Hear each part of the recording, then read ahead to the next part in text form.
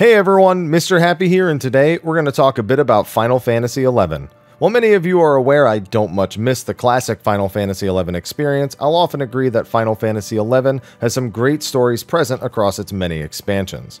Just about 2 years ago, the development team began producing a new series of story quests titled the Voracious Resurgence, which take place after the game's finale story, Rhapsodies of Vana'diel.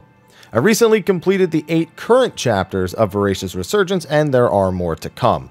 But for the old Final Fantasy XI heads, and those of you curious about the game's story, I wanted to do a quick overview of each chapter. Now, a couple of things, I won't be going too deep into the various characters and their backstories, as many of them return from previous expansions and the videos will just be too long. This is just to give you an idea of the events taking place, and the Final Fantasy XI vets will recognize and know these characters more thoroughly.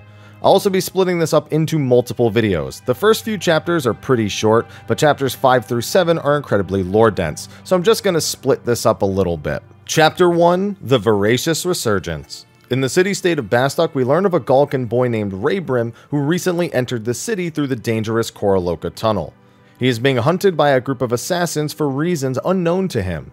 This crew, the Destiny Destroyers, consist of a Meeble, Dazbog, a citrulous mandragora named Mogbihu, and a black-clad goblin wielding a black sword named the Gloom Phantom.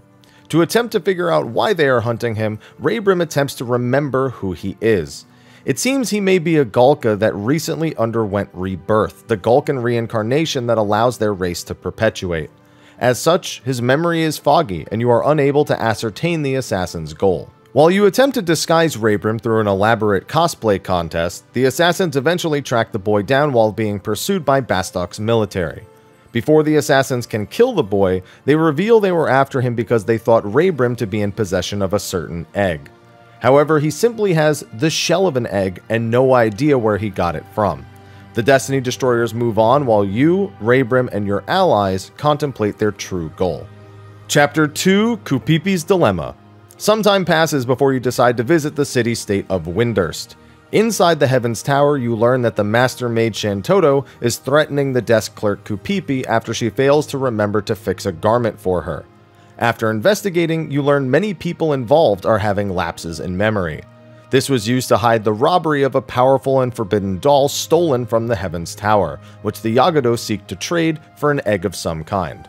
While tracking down the doll, you instead find a child's doll and return it to the Star Onion Brigade, a group of children who take interest in investigating crimes in the city. After finding a rare Sublime Lucky Egg in hopes it's what the Yagudo are looking for, they assist you in finding the real doll, which was taken by Honoi Gomoi, a Tarutaru mage in the city.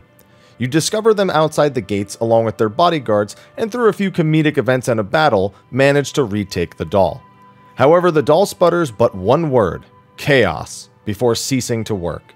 You return it to the Heaven's Tower and move on. Chapter 3, The Dancing Prince.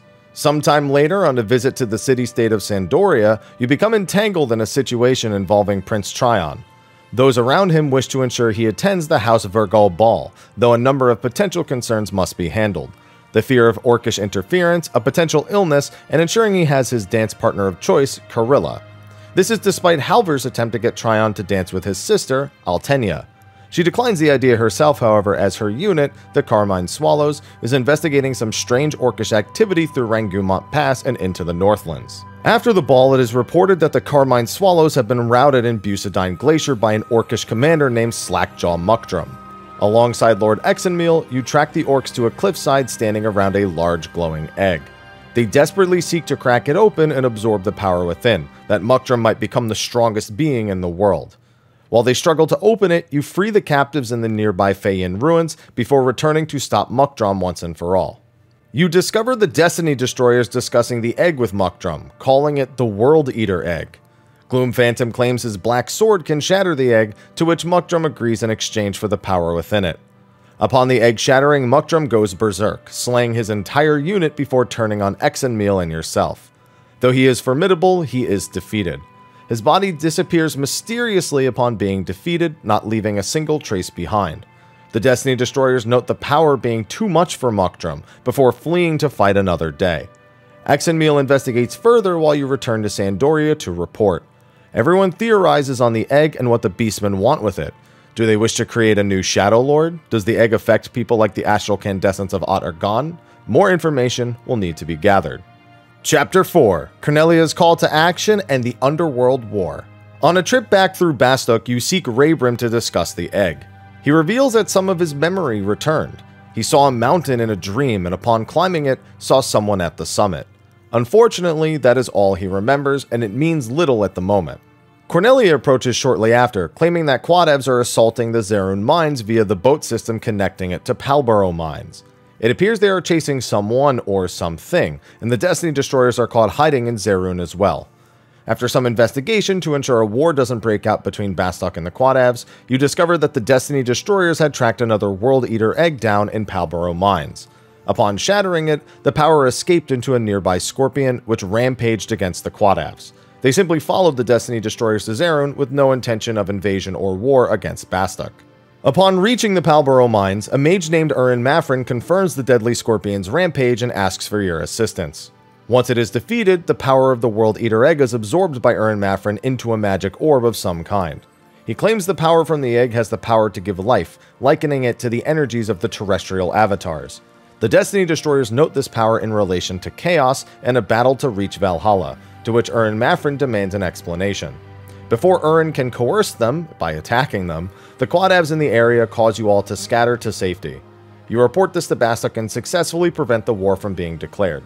Shortly after this, you make a stop through Ot-Urgan and visit Naja Salahim, who is in incredibly good spirits. It seems the Adventurers Mutual Aid Network has enlisted Salahim's sentinels to investigate an unusual monster near a stone tablet in the Waja'am woodlands. Upon finding the area, a soul flare marked by a mystic eye appears and attacks, muttering mentions of Falak's seal. Upon its defeat, the flare returns to its original form, a previously deceased blue mage named Rishfi, who has risen from the dead and is deeply maddened. He is contained, and Salahim is paid by the Immortals, Ot-Urgan's elite blue mage unit, for your efforts. Your presence is then requested at the palace, where Rishfi's maddened state only worsens. He regularly breaks restraints and speaks about freeing his master alongside a dragon. He speaks of overcoming death, the gates of Valhalla, and devouring the world. Valhalla is finally described as the place the dead gather, while Odin awaits the return of Ragnarok. The mighty dead fight each other there and are surrounded by lavish banquets.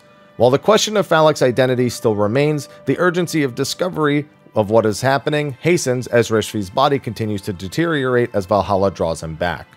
Another soul flare is discovered near the seal located in Kedarva Mire, which ends up being another blue mage, Amnaf. Urin Mafrin appears again and uses the orb, now known as the prison orb, to extract Amnaf's power like he did the scorpion. During this encounter, it's explained that a mage is leading a rebellion in Valhalla against Odin. He is resurrecting the dead in an attempt to force open the gate to Valhalla that he might be reborn. He fights alongside a dragon of some kind and seeks to resurrect Falak in Ot-Urgan to help achieve his goal.